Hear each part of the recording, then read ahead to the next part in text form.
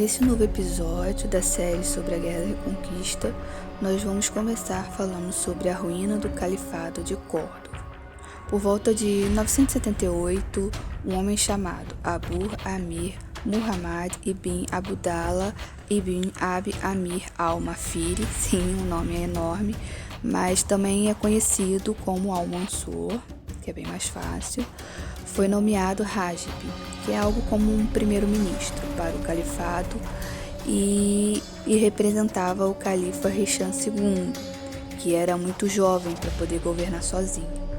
Com o apoio dos berberes e do exército andaluz, Al-Mansur se tornou um líder autocrata. Ele tinha uma postura religiosa bastante ortodoxa, conservadora, e ele empreendeu intensivas campanhas contra o norte cristão, os reinos cristãos, chegando até saquear a cidade de Barcelona.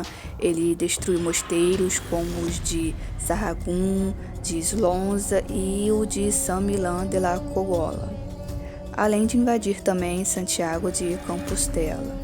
E tudo isso entre os anos de 985 e 1002, quando ele acaba falecendo.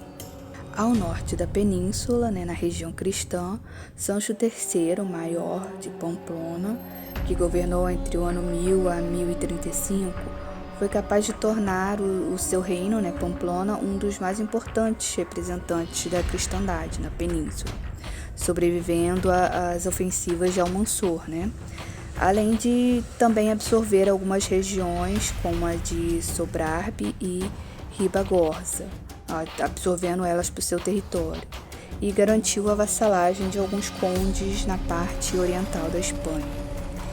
E em 1034, cerca de um ano antes da sua morte, da morte de Sancho III, ele ainda conseguiu dominar a cidade de Leão.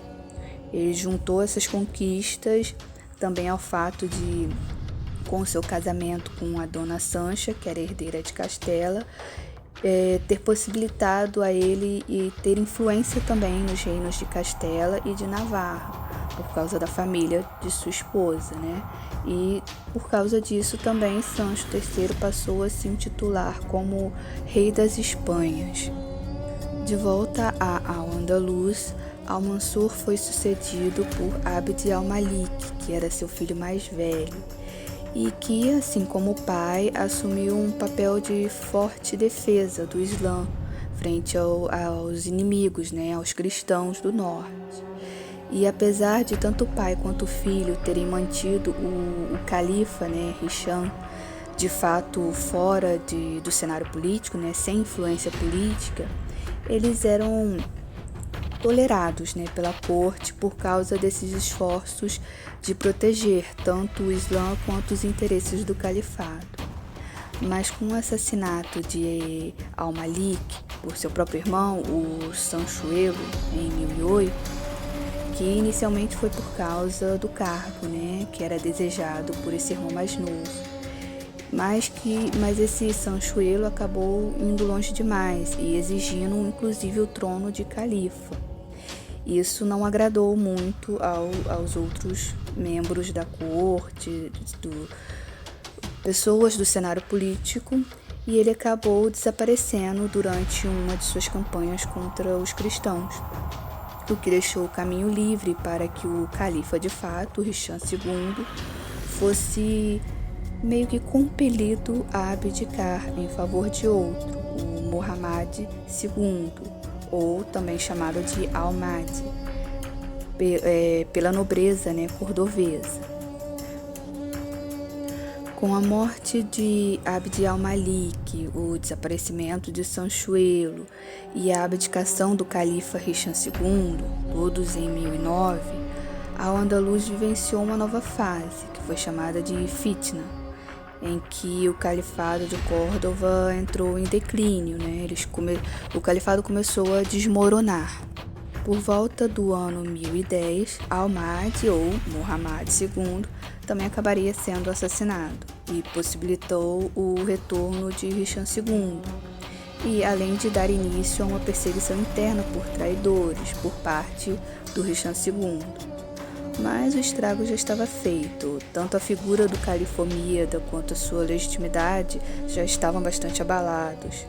Logo voltaram a aparecer novos pretendentes à posição de califa.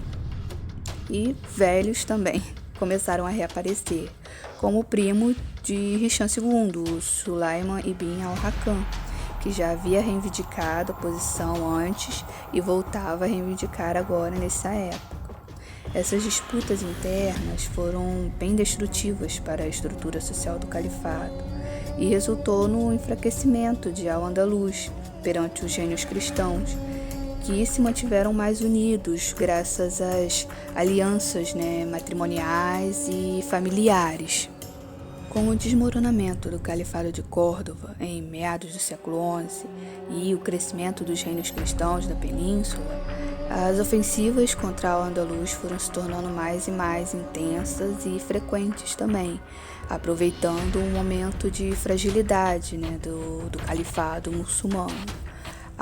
Al-Andalus foi se fragmentando no decorrer do século XI, desde a perda do califado, e foi dando origem a pequenos reinos, as taifas, que podiam ser dominadas, lideradas, fosse por berberes, por eslávios, por famílias árabes e até por mulades. Mas também não demorou para que essas taifas sucumbissem a novos invasores. Chega ao fim aqui o terceiro episódio, e no próximo episódio nós vamos falar sobre as taifas, os reinos das taifas na Península Ibérica.